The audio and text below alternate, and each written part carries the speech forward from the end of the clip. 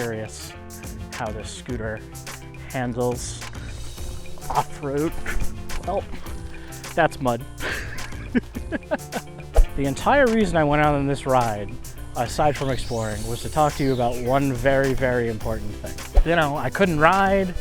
I was kind of demotivated to edit stuff, but man, there's still, even on top of everything that I've been editing, there's still more. Like, I have like a terabyte worth of footage from my BDRX trip last April.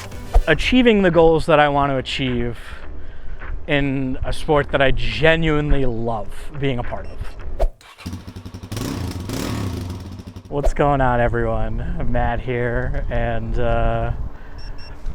you're watching TSMoto Adventures. I'm riding around on something a little different today. Taking the scooter out for a ride around the neighborhood because it's a beautiful day. Kind of bored. It's like 2 o'clock in the afternoon, and I realized I don't give this thing enough love. It's a really, really, really fun little toy to ride around on, and I don't know. Figured, why the hell not? I don't. I mean, I kind of like walk around the neighborhood here, but I don't really spend a lot of time exploring, so I don't know. I figured this would be fun. Hopefully there's not a lot of wind noise on the microphone, but well, we'll see. I bought this last year so I could ride around and like commute from garages to different show sites and stuff like in DC. Kind of want to take this on that little trail there because there's a little trail through there. Curious how this scooter handles off-road. Oh, that's mud. Just fucking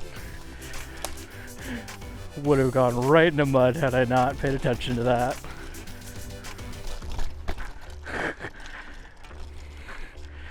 And the camera's just falling down. It's kind of fun.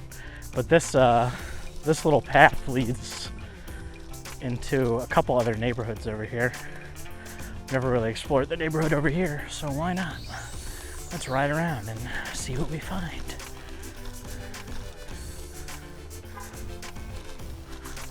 Just going right through the mud. Huh, interesting. Yeah, I've never explored over here or considered exploring over here. I don't even know how you get over here from like main roads. Ooh, that thing's a little old. I wonder if they'd sell that. Huh, I wonder whose that is. That's curious. Maybe I should see if I can buy it. The entire reason I went out on this ride, aside from exploring, was to talk to you about one very, very important thing. A question that none of you asked. Where the hell have you been, Matt? Well, the answer to that question is doing a lot of work and not a lot of riding. And that's primarily because I crashed back in March while racing in the Sandblast Rally. So there is a whole bunch of videos that I'm working on. I'm working through a big backlog of stuff, and all of that is culminating up to the race with Sandblast and my crash and kind of everything all about that. I'm working through things. I thought I would get a lot more editing done while I was recovering from the crash, but I didn't actually. I got back from the race and immediately jumped into work, and like arm was in a sling, broke my collarbones, this whole thing, and I literally just like dove right into work and kept getting stuff done because I needed to. I had a lot of things on the plate for my business. You know, I couldn't ride. I was kind of demotivated to edit stuff, and I just didn't do it for a while. I'm working through that backlog, like I said. I've got several videos already fully edited and ready to go. I want to kind of release them in order of time, just because I feel like some of them in particular specifically lead up to the race. So, you know, it makes sense that they get released in a specific order. But man, there's still, even on top of everything that I've been editing, there's still more. Like I have like a terabyte worth of footage from my BDRX trip last April. Like I said, I'm slowly working through the backlog of everything. I'm trying to get into a position where I have a bunch of content ready to go.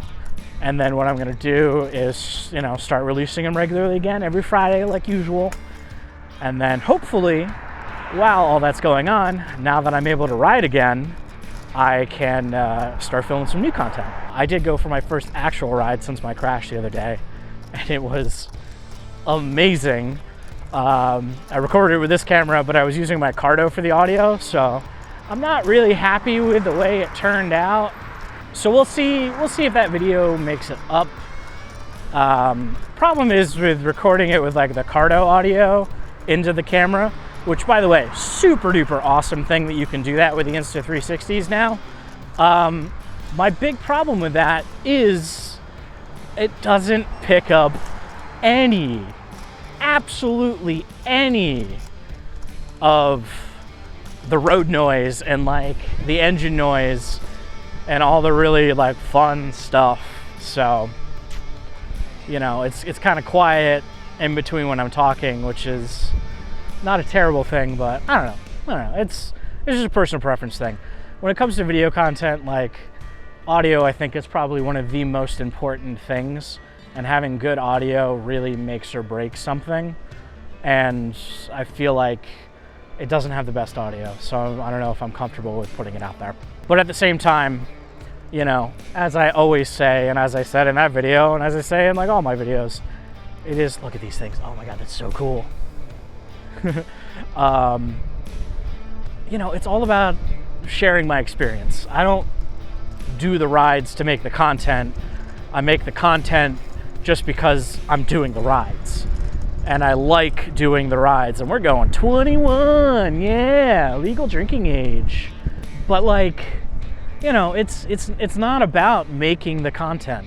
I love sharing the experience. I love the fact that so many of you enjoy that aspect of my rides. Like the feedback I get from people is that they appreciate that it's real and in the moment and it's not faked. And honestly, that's big for me, because like I don't fake anything.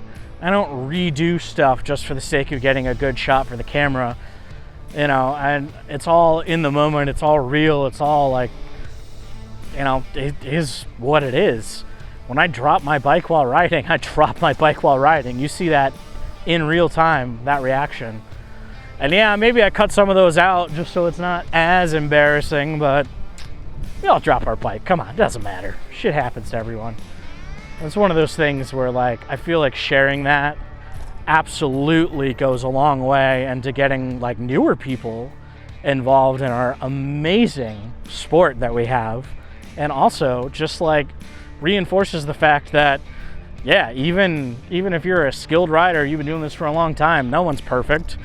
Now, caveat to that, I'm not a super skilled rider who's been doing this for a long time. I'm pretty good. I remember at Dirt Days like 2 years ago talking about how I thought I considered myself an intermediate rider, and after being humbled a little bit, I was like, man, maybe I'm not.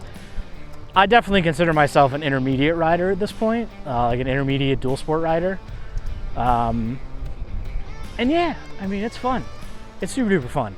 Some of the stuff I've done is great. I mean, I raced in a proper like rally race, like not, I guess not proper. Sandblast is a little weird, but I freaking raced, which is one of my goals, was to like do some racing. And I did it. And I got out there and I did it. And that is like the biggest thing. You know, I'm achieving the goals that I want to achieve in a sport that I genuinely love being a part of. Dude, it is so pretty out today. Like, I don't know. I'm really happy. It's nice to be out and just kind of like on two wheels, but in a different way than what I'm used to. Not gonna lie, highlight of my Friday, sticking an Insta360 on the front of my scooter and just going for a ride. This is super duper cool. And you know, it wouldn't be a TSMoto Adventures video without me riding off-road. I'm not riding through that mud. I'm gonna get stuck.